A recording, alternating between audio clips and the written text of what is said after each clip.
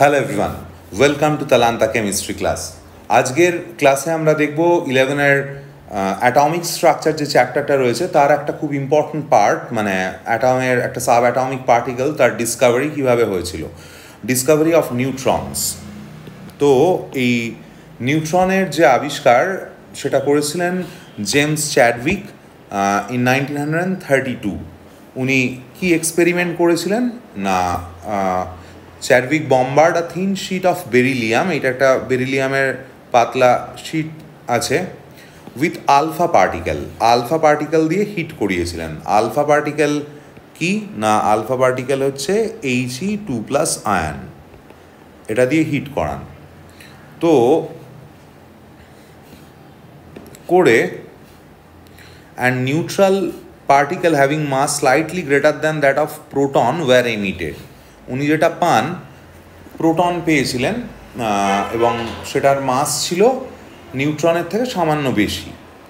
তো এবার এই যে জায়গাটা জেমস চ্যাডউইক এসেছিলেন, এক্সপেরিমেন্টে আমি আসছি, তার আগে আর একটা জায়গা বলা, যে প্রথমে ইলেকট্রন সেটার আবিষ্কার হচ্ছে 1897-এ করছেন জে থমসন।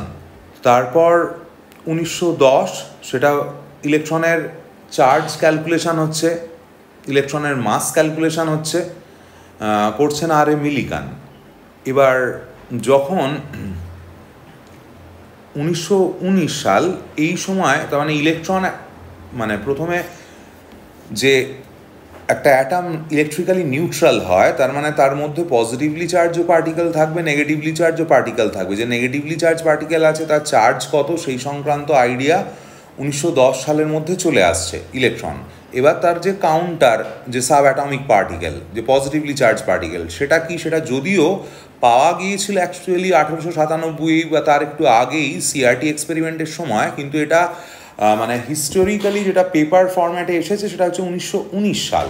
তো 1919 সালে বলা হয় যে প্রোটন আবিষ্কৃত হয়েছে। তো মানে যেটা বলা হয় যে যেটা লাইটেস্ট গ্যাস, মানে এলিমেন্টাল ক্যাটায়ন যেটা হয় সেটাকেই প্রোটন হিসেবে অভিহিত করা হয়। সবচেয়ে হালকা যে ক্যাটায়ন যেটা হচ্ছে H+। তো তার মানে সেটা 1919-এ চলে আসছে সেই ধারণা। তার মানে একটা অ্যাটম যে নিউট্রাল, তার জন্য তার মধ্যে নেগেটিভলি চার্জ পার্টিকেল থাকবে, সেটা ইলেকট্রন, পজিটিভলি চার্জ পার্টিকেল থাকবে, সেটা হচ্ছে প্রোটন। তাহলে ওভারঅল তো জিনিসটা নিউট্রালই হয়ে যাচ্ছে। তো তারপর জেমস চ্যাডউইক 1932 সালে তাহলে কিভাবে ধারণা এলো যে এর মধ্যে নিউট্রাল পার্টিকেলও কিছু থাকতে পারে অ্যাটমের মধ্যে। এটা যেটা সমস্যা হতে থাকে সেটা দেখা যায় যে মাস ক্যালকুলেশন যখন করা হচ্ছে, ডিফারেন্ট মানে একটা অ্যাটম থেকে একটা অ্যাটমকে কনভার্ট করা হচ্ছে, হয়তো রেডিও অ্যাক্টিভ রিয়াকশান করা হচ্ছে, ওভারঅল যে মাসের ক্যালকুলেশন, সেই মাসের ক্যালকুলেশনটা অ্যাটমগুলোর মধ্যে মিলছে না আর কি। তো এই মাসের একটা হিসেবের গণ্ডগোল আসছিল। তো সেইখান থেকে ধারণা করা হয় চার্জ ক্যালকুলেশন যেহেতু ঠিক আছে, কিন্তু মাসের ক্যালকুলেশন মানে ভুল আসছে, মানে ভেতরে অফকোর্স অন্য কিছু মাস রয়েছে আর কি, এরকম পার্টিকেল কিছু রয়েছে যার মাস আছে, মানে যা এক্সপেক্টেড ভ্যালু আসার কথা, মাসের ভ্যালু তার থেকে বেশি আসছিল। তো সেখান থেকে কনক্লুড করা হয় যে তার মানে ভেতরে এমন কিছু পার্টিকেল থাকছে অ্যাটমের যার মাস রয়েছে, কিন্তু যেহেতু চার্জটা অলরেডি নিউট্রাল অবস্থাতে রয়েছে বাই ইলেকট্রন অ্যান্ড প্রোটন, তাহলে যে মাস মানে চার্জলেস হবে, অবশ্যই যে পার্টিকেলটা রয়েছে আর একটা, সেটা চার্জলেস হবে। তো চার্জলেস যেহেতু নিউট্রাল, সেইখান থেকে নিউট্রন টার্মটা নেওয়া, সেটা থেকেই চেজিং শুরু করা, এবং সেটা করতে করতে 1932-এ এই এক্সপেরিমেন্টের থ্রু দিয়ে জেমস চ্যাডউইক নিউট্রনের উপস্থিতি প্রমাণ করেছিলেন। তো এই প্রথমে আলফা পার্টিকেলকে হিট করিয়েছিলেন একটা পাতলা বেরিলিয়াম শিটের ওপর। তো তাতে মানে রিয়াকশান যেটা এখানে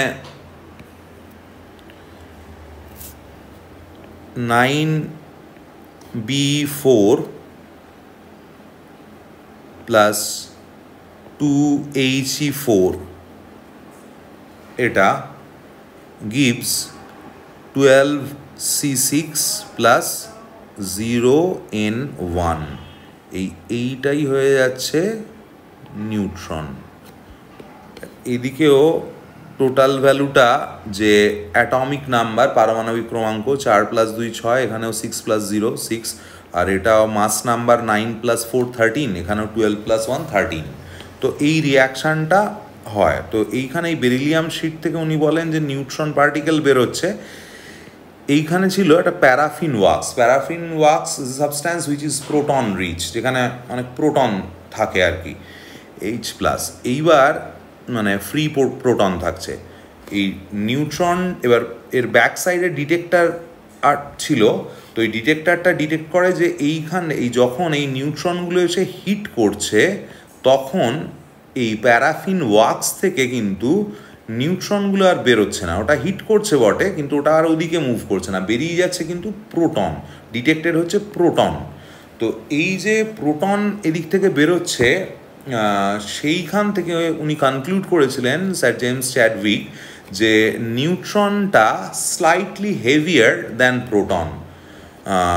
এই যে neutral particle having mass slightly greater than that of proton were emitted.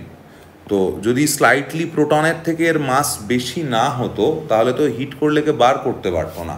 তো এটা যেহেতু হিট করে এটাকে বার করতে দিতে, মানে অবভিয়াসলি এটা হালকা এটার রেসপেক্টে, সেই জন্য এই নিউট্রনের মাসটা স্লাইট বেশি দ্যান প্রোটন, এটাও উনি কনক্লুড করেছিলেন। তো মানে নিউট্রনের যেমন তার অস্তিত্ব প্রমাণ করেছিলেন, সেই সঙ্গে নিউট্রনের মাস নিয়েও একটা আইডিয়া দিয়েছিলেন। So that's all for this discovery of neutron by James Chadwick. Thank you for watching. If you have any doubt, any query, don't hesitate to ask in the comment section. I will definitely try to give your answer. Thanks for watching. See you soon in the next video.